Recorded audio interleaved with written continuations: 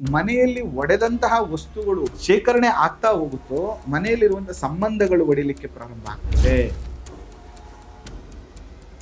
ಕನ್ನಡಿ ಅಂತ ಯೂಸ್ ಮಾಡ್ತೀರಾ, ಯಾವುದೋ ಒಂದು ಮೂಲೆ ಕಟ್ಟಾಗಿದ್ರೆ ಆಲಸ್ಯತನಗಳು, ಸೋಮಾರಿತನ ಜಾಸ್ತಿ ಆಗುತ್ತೆ.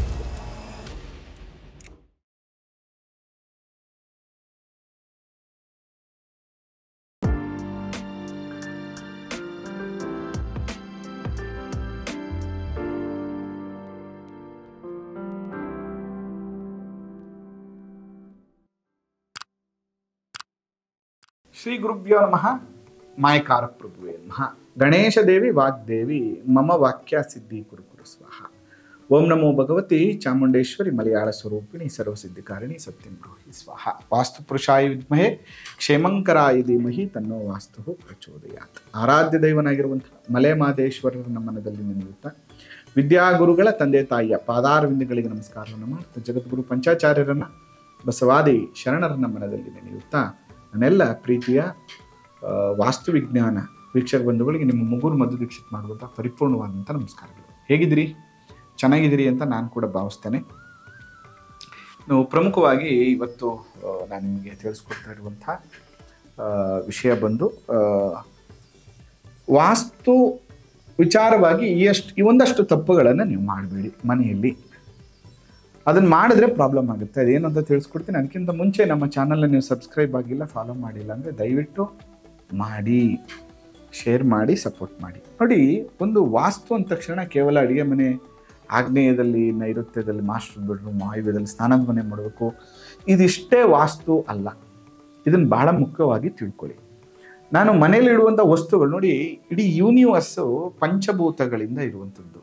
Fire element, earth element, water element. ಇಲ್ಲಿ ಪ್ರಮುಖವಾಗಿ ಅಗ್ನಿ, ಜಲ, ವಾಯು, ಭೂತತ್ವ ಅಂತ ಏನು ಕರಿತೀವಿ, ಅಥವಾ metal zone, earth zone, fire element zone, wood zone, water element zone ಅಂತ ಏನು ಕರಿತೀವಿ, ಈ ಪಂಚಭೂತಗಳಿಂದನೇ ಇಡೀ ಬ್ರಹ್ಮಾಂಡದ ಸೃಷ್ಟಿಯಾಗಿರುವಂಥದ್ದು. ಆ 5 ಎಲಿಮೆಂಟ್ ಮನೆಯಲ್ಲಿ ಬಹಳ ಇಂಪಾರ್ಟೆಂಟ್ ಆಗುತ್ತೆ, ಬಹಳ ಮುಖ್ಯವಾಗಿದೆ. ಇಲ್ಲಿ ಮುಖ್ಯವಾಗಿ ನಾವು ಇಲ್ಲಿ ಗಮನಿಸಬೇಕಾಗಿರುವಂಥದ್ದು, ನಮಗೆ ವೆಲ್ತ್ ಆಗ್ತಾ ಇಲ್ಲ, ನಮಗೆ ಅಭಿವೃದ್ಧಿ ಆಗ್ತಾ ಇಲ್ಲ, ನಾವು ಅಂದ್ಕೊಂಡಂಥ ಕೆಲಸಗಳಾಗ್ತಿಲ್ಲ, ಮನೆಯಲ್ಲಿ ಏನೋ ಆಲಸ್ಯತನಗಳಾಗ್ತಾ ಇದೆ, ಟೈಮ್ ಕರೆಕ್ಟಾಗಿ ಕೆಲಸಗಳಾಗ್ತಿಲ್ಲ, ಮಕ್ಕಳು ಓದ್ತಾ ಇಲ್ಲ, ಮನೇಲಿ ಏನೋ ಕಿರಿಕಿರಿ ಆಗ್ತಾ ಇದೆ, ಇದೆಲ್ಲವೂ ಯಾಕೆ ಆಗ್ತಾ ಇದೆ ಅನ್ನುವಂಥದ್ದನ್ನು ಕೂಡ ನೀವು ಗಮನಿಸಬೇಕಾಗ್ತದೆ. ನೋಡಿ, ಎಕ್ಸಾಂಪಲ್ಲು, ನಿಮ್ಮ ಅಡಿಗೆ ಮನೆಯಲ್ಲಿ ಒಂದು ಕಾಫಿ ಟೀ ಕುಡಿಯುವಂಥ ಒಂದು ಮಗ್ಗಿದೆ. ಅದೇನಾಗಿದೆ, ಮೇಲ್ಗಡೆ ಬಾಯಿ ಸ್ವಲ್ಪ ಒಡೆದೋಗಿದೆ ಅಥವಾ ಕೈದು ಸ್ವಲ್ಪ ಇಡೀ ಹೋಗ್ಬಿಟ್ಟಿದೆ ಅಂತ ಇಟ್ಕೊಳ್ಳೋಣ. ಆ ವಸ್ತುವನ್ನ ಇಮಿಡಿಯೇಟ್ ಮನೆಯಿಂದ ಆಚೆಗೆ ಹಾಕ್ಬೇಕು. ಯಾವಾಗ ಮನೆಯಲ್ಲಿ ಒಡೆದಂತಹ ವಸ್ತುಗಳು ಶೇಖರಣೆ ಆಗ್ತಾ ಹೋಗುತ್ತೋ ಮನೆಯಲ್ಲಿರುವಂತಹ ಸಂಬಂಧಗಳು ಒಡಿಲಿಕ್ಕೆ ಪ್ರಾರಂಭ ಆಗ್ತದೆ. ಡಿಸ್ಟರ್ಬೆನ್ಸಸ್ಗಳು ಜಾಸ್ತಿ ಆಗ್ತಾ ಹೋಗ್ತದೆ. It is A negative. ಈಗ ನಮ್ಮ ದೇಹ ಹೇಗೆ ಮುಖ ಆದರೆ ಅಥವಾ ಭಿನ್ನ ಆದರೆ ಹೇಗೆ ಅದು ದೈಹಿಕವಾಗಿ ಪ್ರಾಬ್ಲಮ್ ಆಗುತ್ತೋ, ಹಾಗೆ ಒಡೆದ ವಸ್ತುಗಳನ್ನು ಮನೆಯಲ್ಲಿದ್ದರೆ ಅಲಕ್ಷ್ಮಿಯ ವಾಸ ಆಗ್ತದೆ, ದರಿದ್ರ ಲಕ್ಷ್ಮಿಯ ವಾಸ ಆಗ್ತದೆ, ಮನೆಯಲ್ಲಿ ಡಿಸ್ಟರ್ಬೆನ್ಸ್ಗಳು ಜಾಸ್ತಿ ಆಗ್ತದೆ ಅಂತ ನಾವು ಹೇಳ್ತೀವಿ. ಜೊತೆಗೆ ನಿಮಗೆ ಕರೆಕ್ಟ್ ಟೈಮಿಗೆ ನಿಮ್ಮ ಕೆಲಸ ಕಾರ್ಯಗಳಾಗ್ತಿಲ್ಲ, ಎಲ್ಲ ಡಿಲೇ ಆಗ್ತಾ ಇದೆ, ಅಥವಾ ಇನ್ನೇನು ಆಗೋಯ್ತು ಅಂತ ಇದೀವಿ ಆದರೆ ಆಗ್ತಾ ಇಲ್ಲ ಅಂದರೆ ನೋಡಿ, ನಿಮ್ಮ ಮನೆಯಲ್ಲಿ ಗಡಿಯಾರ ನಿಂತೋಗಿರುತ್ತೆ, ಗಡಿಯಾರ ನಡೀತಾ ಇಲ್ಲ, ಅಥವಾ ನಡೀದೇ ಇರುವಂತಹ ಶೆಲ್ ಇಲ್ಲದೆ ಇರುವಂತಹ ಶೆಲ್ ಆಗೋಗಿರುವಂತಹ ಅಥವಾ ಚಾರ್ಜ್ ಆಗದೆ ಇರುವಂಥ ಯಾವುದೋ ಒಂದು 2-3 ಗಡಿಯಾರನ ನಿಮ್ಮ ಮನೆಯ ಯಾವುದೋ ಮೂಲೆಯಲ್ಲಿ ಇಟ್ಬಿಟ್ಟಿರ್ತೀರ, ನಿಮ್ಗೆ ಗೊತ್ತಿರಲ್ಲ. ಅದಕ್ಕೆ ಫಸ್ಟ್ ಅದನ್ನು ತಗೊಂಡು ಅದಕ್ಕೊಂದು ಶೆಲ್ ಹಾಕಿ. ಯಾವುದೇ ಒಂದು ಗಡಿಯಾರ ನಿಲ್ಬಾರ್ದು. ಯಾವಾಗ ಮನೆಯಲ್ಲಿರುವಂತಹ ಕಾಲ ಅಂತ ಏನು ಕರಿತೀವಿ ಅದು ನಿಲ್ಲುತ್ತೋ ಆ ಸಂದರ್ಭದಲ್ಲಿ ನಮ್ಮ ಕೆಲಸ ಕಾರ್ಯಗಳು ಕೂಡ ಲೇಟ್ ಆಗಲಿಕ್ಕೆ ಪ್ರಾರಂಭ ಆಗುತ್ತೆ. ಇವತ್ತು ಮಾಡಬೇಕಾದ್ರೆ ಕೆಲಸ ಈ ಸಂಚಿಕೆ ನೋಡಿದ ತಕ್ಷಣ ಎಲ್ಲೆಲ್ಲಿ ನಿಮ್ಮ ವಾಚು ಗಡಿಯಾರಗಳನ್ನು ಇಟ್ಟಿದ್ರೋ, ಯಾವ್ಯಾವ್ದು ನಿಂತೋಗಾಯ್ತೋ, ಯಾವ್ಯಾವ್ದು ಸ್ಲೋ ಆಗೋಯ್ತೋ, ಫಸ್ಟ್ ಅದನ್ನು ಸರಿಪಡಿಸೋಕ್ಕೆ ಪ್ರಯತ್ನ ಮಾಡಿ. ಯಾವುದು ಒಡೆದೋಗಿದೆ, ಭಿನ್ನ ಆಗಿದೆ, ಅದು ಯೂಸ್ ಆಗ್ತಾ ಇಲ್ಲ ಅಂತಿರೋ ಅದನ್ನು ಫಸ್ಟ್ ಮನೆಯಿಂದ ಆಚೆ ಹಾಕುವಂಥ ಒಂದು ಪ್ರಯತ್ನವನ್ನು ಮಾಡಿ. ಜೊತೆಗೆ ನನಗೆ ಕೆಲಸ ಕಾರ್ಯಾದಿಗಳಲ್ಲಿ ಕ್ಲಾರಿಟಿ ಸಿಗ್ತಾ ಇಲ್ಲ. ನೋಡಿ, ನಿಮ್ಮ ಮನೆಯಲ್ಲಿ ನೀವು ಏನು ಕನ್ನಡಿ ಅಂತ ಯೂಸ್ ಮಾಡ್ತೀರೋ ಆ ಕನ್ನಡಿಯಲ್ಲಿ ಕ್ರ್ಯಾಕ್ ಆಗಿದ್ರೆ, ಯಾವುದೋ ಒಂದು ಮೂಲೆ ಕಟ್ಟಾಗಿದ್ರೆ, ಅಥವಾ ಅದ್ರ ಮೇಲೆ ಒಂದಷ್ಟು ಬ್ಲರ್ನೆಸ್ ಬಂದ್ಬಿಟ್ಟಿರುತ್ತೆ, ಒಂದು ಅರ್ಧ ಮಾತ್ರ ಮುಖ ಕಾಣ್ತಿರುತ್ತೆ, ಇನ್ನೊಂದು ಅರ್ಧ ಸರಿಯಾಗಿ ಕಾಣಿಸ್ತಿರಲ್ಲ, ಈ ಥರದ ವಸ್ತುಗಳನ್ನು ಇಟ್ಕೊಂಡ್ರು ಕೂಡ ನಿಮಗೆ ಆಲಸ್ಯತನಗಳು, ಸೋಮಾರಿತನ ಜಾಸ್ತಿ ಆಗುವಂಥದ್ದು. ಜೊತೆಗೆ ಬಹಳ ಇಂಪಾರ್ಟೆಂಟ್ ಏನಪ್ಪ ಅಂದರೆ, ನಿಮ್ಮ ಮನೆಯಲ್ಲಿ ಯಾವುದೇ ಕಬೋರ್ಡ್ಗಳಲ್ಲಿ ಬಟ್ಟೆಗಳನ್ನು ಮಡಚದೆ ಇಟ್ಟಿದ್ರೆ, ಹೇಗಂದ್ರಾಗೆ ಬಟ್ಟೆ ಇಟ್ಟಿದ್ರೆ ಅಲ್ಲೂ ಕೂಡ ನಿಮ್ಮ ಕೆಲಸ ಕಾರ್ಯಗಳಾಗೋದಿಲ್ಲ, ಆರೋಗ್ಯದ ಸಮಸ್ಯೆಗಳು ಜಾಸ್ತಿ ಆಗ್ತದೆ, ಮನೆಯಲ್ಲಿ ಸಂಬಂಧಗಳು ಕೆಡ್ತಾ ಹೋಗ್ತದೆ, ದರಿದ್ರತೆ ಜಾಸ್ತಿ ಆಗ್ತಾ ಹೋಗ್ತದೆ, ಮತ್ತು ಮನೆಯಲ್ಲಿ ರೇಷನ್ ಜಾಸ್ತಿ ಖಾಲಿ ಆಗುತ್ತೆ. ಏನಪ್ಪ ನಮ್ಮ ಮನೆಗೆ ಎಷ್ಟು ರೇಷನ್ ತಂದ್ರು ಸಾಕಾಗಲ್ವಲ್ಲಪ್ಪ, ಖಾಲಿ ಆಗೋಗುತ್ತೆ ಅಂತ. ಅಂದ್ರೆ ಯಾವತ್ತೋ ಅಡಿಗೆ ಮನೆ ಹೇಗಾಗಬೇಕು ಅಂದ್ರೆ ತರಕಾರಿ ಅಕ್ಕಿ ಎಲ್ಲ ತಂದಾಗ ಸಮೃದ್ಧಿ ಆಗಬೇಕು. ಆದ್ರೆ ಎಷ್ಟಂದ್ರೂ ಸಾಕಾಗ್ತಿಲ್ಲ, ಅಥವಾ ಅಕ್ಕಿಯಲ್ಲಿ ಹುಳ ಜಾಸ್ತಿ ಆಗ್ತಾ ಇದೆ ಅಂದ್ರೆ ನಿಮ್ಮ ಮನೆಯನ್ನ ನೀವು ನೀಟಾಗಿ ಇಟ್ಕೋತಾ ಇಲ್ಲ.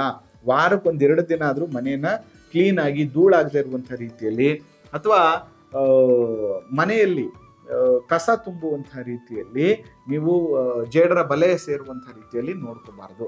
ಇದನ್ನ ಬಹಳ ಮುಖ್ಯವಾಗಿ ನೀವು ಗಮನಿಸ್ಕೊಳ್ಳಿ.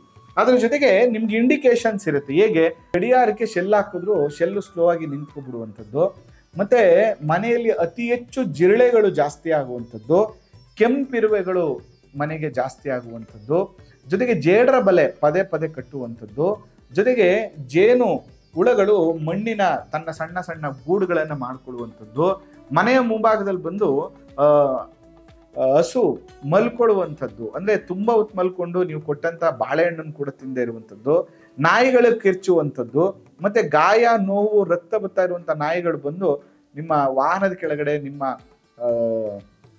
ಗೇಟ್ ಹತ್ರ ಮಲ್ಕೊಳ್ಳುವಂಥದ್ದು, ಅಥವಾ ಎಲ್ಲೋ ತಿಂದಿರುವಂತಹ ವಸ್ತುಗಳನ್ನ ತಗೊಂಡು ಮನೆ ಮುಂದೆ ಹಾಕುವಂಥದ್ದು, ಇದೆಲ್ಲವೂ ಕೂಡ ನಿಮ್ಗೆ ಇಂಡಿಕೇಶನ್, ನೋಡಿ ಈ ತರ ನಿನ್ನ ಮನೇಲಿ ಪ್ರಾಬ್ಲಮ್ ಇದೆ, ಇದನ್ನ ಸರಿಪಡಿಸ್ಕೊ ಅಂತ. ಅದಕ್ಕೋಸ್ಕರ ಈ ಎಲ್ಲ ರೀತಿಯ ವಿಷಯಗಳನ್ನ ತಿಳ್ಕೊಂಡು, ಆಮೇಲೆ ಕೆಲವರು ಮನೆಗಳಲ್ಲಿ ವಸ್ತುಗಳನ್ನ ಇಟ್ಟಿರ್ತಾರೆ. ಹೇಗಿರ್ತಾರೆ ಅಂದ್ರೆ ಅದಕ್ಕೆ ಕತ್ತೆ ಇರಲ್ಲ, ಅದಕ್ಕೆ ಕಾಲೇ ಇರಲ್ಲ, ಮುಖ ಕಾಲಿರುತ್ತೆ, ಹೊಟ್ಟೆನೇ ಇರೋದಿಲ್ಲ, ಅಥವಾ ಏನೋ ಒಂದು ಚಿತ್ರದಲ್ಲಿ ಡ್ಯಾಮೇಜ್ ಆಗಿರುತ್ತೆ, ಮತ್ತೆ ತುಂಬಾ ಬೇಸರದಲ್ಲಿ ಕೂತಿರುವಂಥದ್ದು, ಮತ್ತೆ ಎಲೆಗಳಿಲ್ಲದೆ ಇರುವಂತಹ ಮರಗಳು, ಶೋಕದ ಚಿತ್ರಗಳು, ಯುದ್ಧ ಭೀತಿಯನ್ನು ಇಂಡಿಕೇಟ್ ಮಾಡುವಂಥದ್ದು, ಲೋನ್ಲಿನೆಸ್ ಕೋಟಿರುವಂತಹ ಚಿತ್ರಗಳು, ಈ ಥರದ್ದು ಯಾವುದನ್ನು ಕೂಡ ಮನೆಯಲ್ಲಿ ಹಾಕಬಾರ್ದು. ಇದೆಲ್ಲವೂ ಕೂಡ ನಿಮ್ಮ ಮನೆಯಲ್ಲಿ ಸೋಮಾರಿತನ, ಆಲಸ್ಯತನ, ನಿಮ್ಮ ಅಭಿವೃದ್ಧಿ ಕುಂಠಿತವನ್ನು ಮಾಡೋದ್ರ ಜೊತೆಗೆ ಅನಾರೋಗ್ಯವನ್ನ ಇಂಡಿಕೇಟ್ ಮಾಡ್ತವೆ, ಮತ್ತು ಮಕ್ಕಳ ಎಜುಕೇಶನ್ ಡಿಸ್ಟರ್ಬೆನ್ಸಸ್ ಕೂಡ ಈ ಥರ ಆಗುತ್ತೆ.